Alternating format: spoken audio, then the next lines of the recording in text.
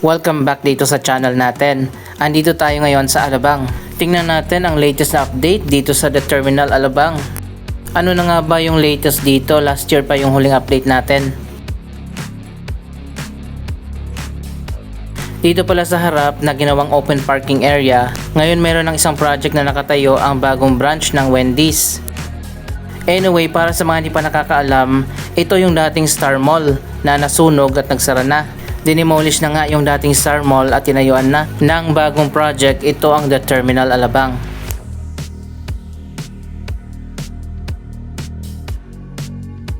Ibang-iba na nga yung concept na ipinatayo dito ng mga bilyar at hindi na yung typical na mall. Ito ay parang indoor-outdoor na commercial area at merong transport hub. Dito tayo sa harap magsisimula. Ayan, makikita nyo naman meron na mga stores na nagbukas dito. Karamihan ay mga electronic at gadget stores. Meron pa mga commercial area dito sa likod.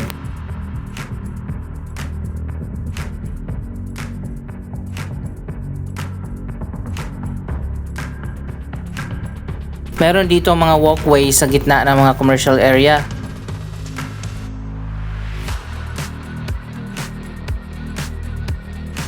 Mula nung nagbukas ito last year, may mga nadagdag na rin pala dito ng mga bagong stores at meron ding mga kainan.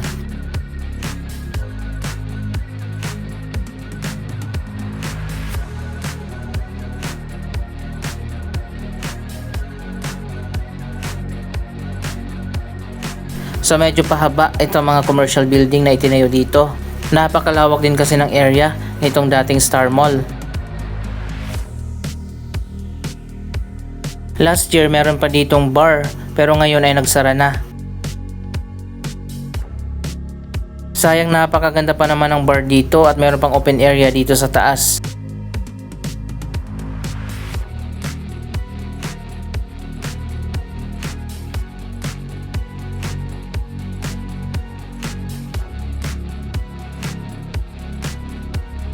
May all home branch dito na nagsara na rin pala.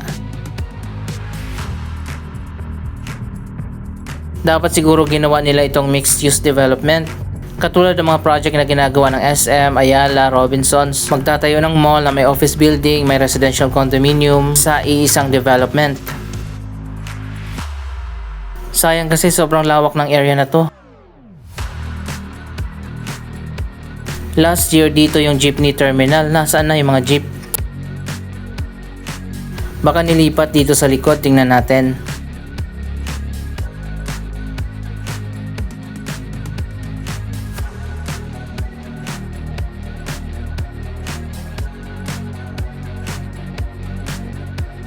By the way, sa loob pala nitong mga commercial building ay merong mga air-conditioned areas.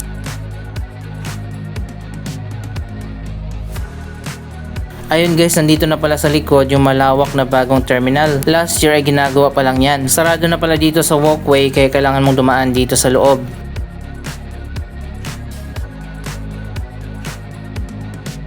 Ayun, makikita nyo naman, meron din namang mga iba't ibang mga stores na nagbukas.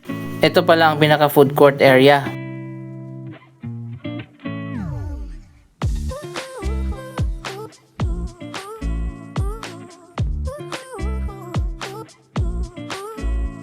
Ayan, pwede ka rin kumain dito. May mga lamesa at mga upuan. May mga choices din ng iba't ibang mga pagkain.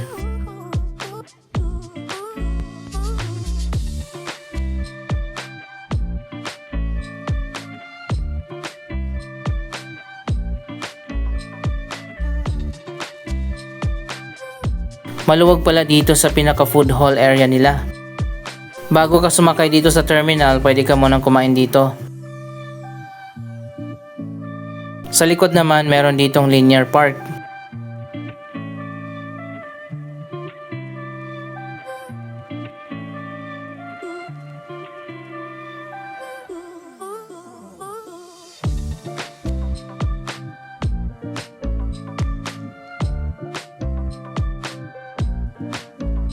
Tingnan na natin itong bagong jeepney terminal.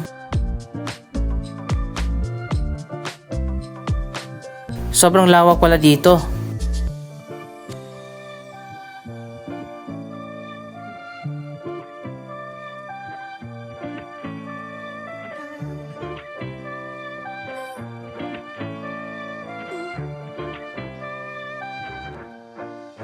Ayan, dito na palang sakayan ng mga jeep mula Alabang papunta sa iba't ibang destination.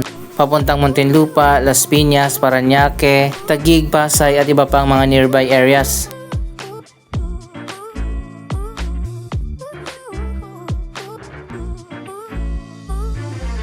Okay din naman yung terminal dito kaso medyo hindi pa tapos, maalikabok pa.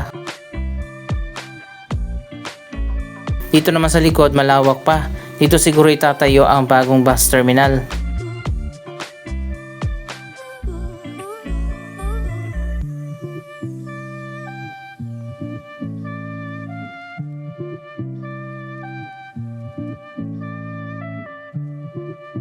Grabe, sobrang lawak pala talaga ng Star Mall. Dapat talaga ginawa na nila itong mixed use development. Pwede nang magtayo dito ng mini city. Dito pala sa likod, dyan dati yung PNR Alabang. Kapag naitayo na yung North-South Commuter Railway, dyan din yung elevated station ng Alabang. So pwede nilang buksan yan at i-connect dito sa terminal.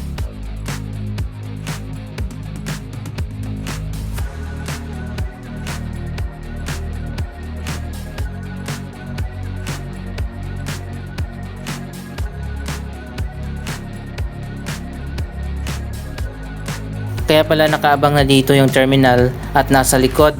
Ang kaharap pala nito yung magiging bagong station ng South Commuter Railway Alabang.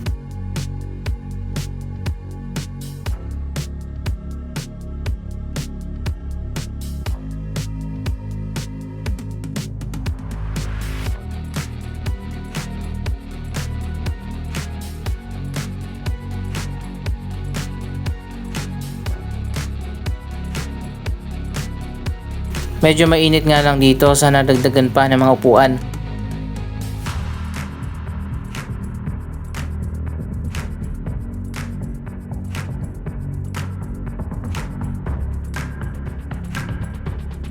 Dito naman tayo sa loob ng isang commercial area.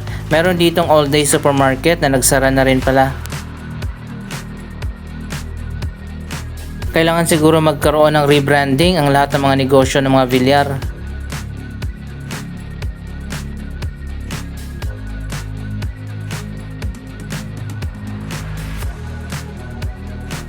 Dito naman sa likod, ito yung pinakaunang terminal talaga, ang VTX o Vista Terminal Exchange. Dito naman yung sakayan ng mga city bus, pati na mga provincial bus. Pero maliit lang itong VTX, kaya naman pwede pa silang magtayo ng mas malawak na provincial bus terminal dito sa likod.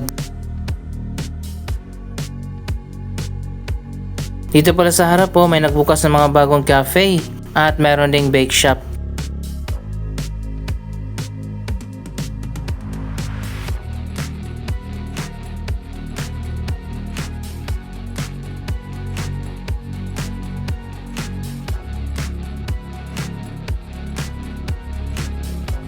Ito naman yung isa pang walkway papunta doon sa terminal.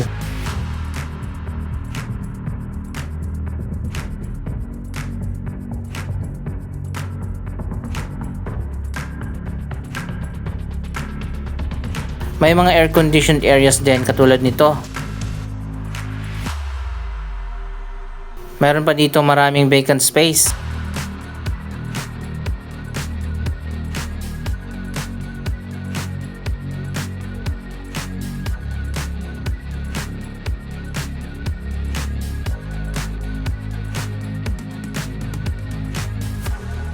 Indoor-outdoor talaga ang disenyo ng Terminal Alabang.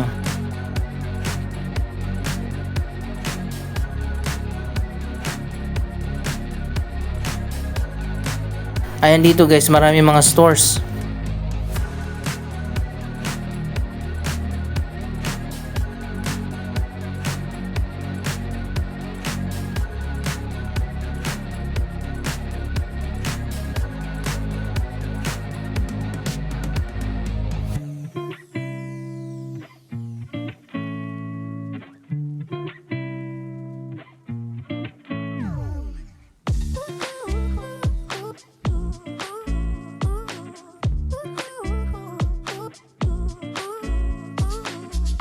Mahaba siya kapag nilakad mo dulo to dulo.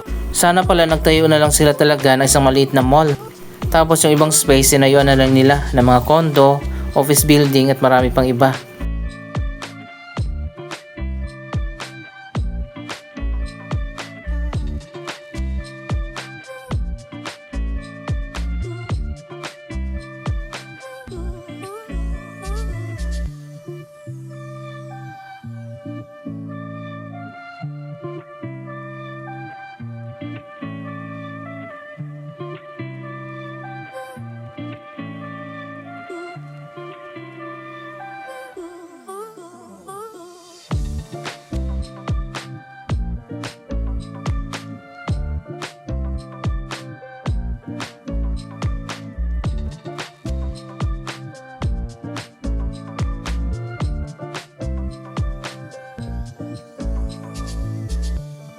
Ayan, nakabalik ulit tayo dito sa kabilang dulo. Pinakita ko lang sa inyo yung mga stores dyan sa loob.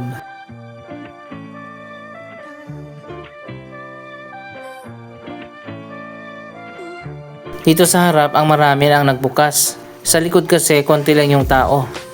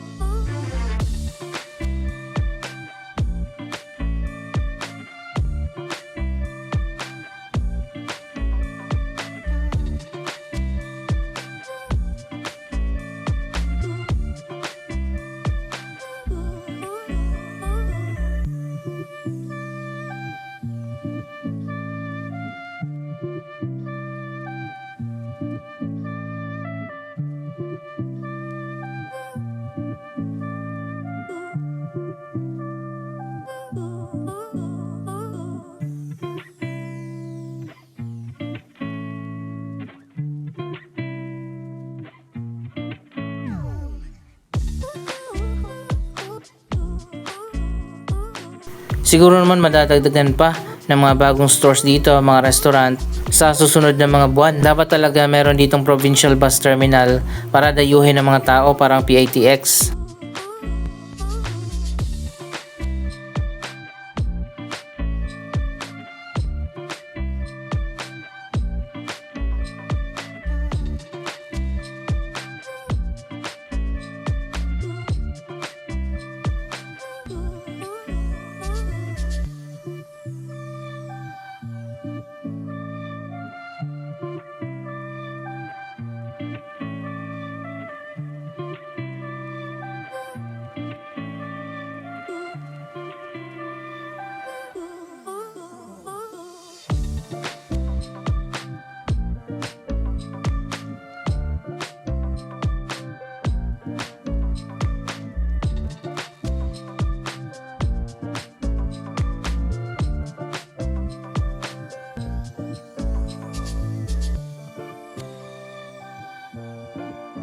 Ito pala yung pinaka main signage ng The Terminal Alabang.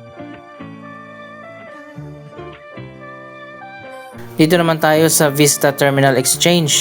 Ito yung unang terminal na ginawa nila dito.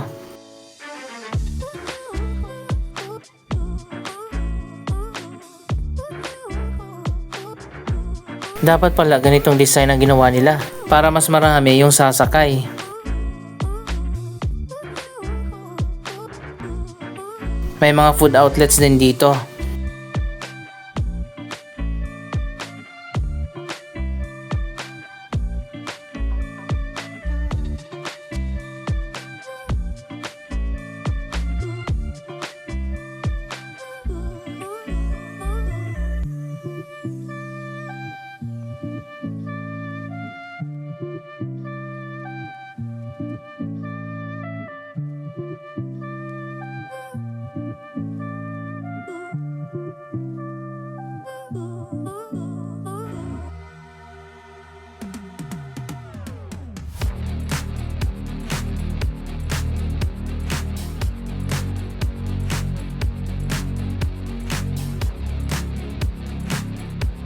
Anong masasabi nyo sa pinaka-latest na progress update dito sa The Terminal Alabang? Mag-comment lamang dyan sa baba ang inyong mga reaksyon.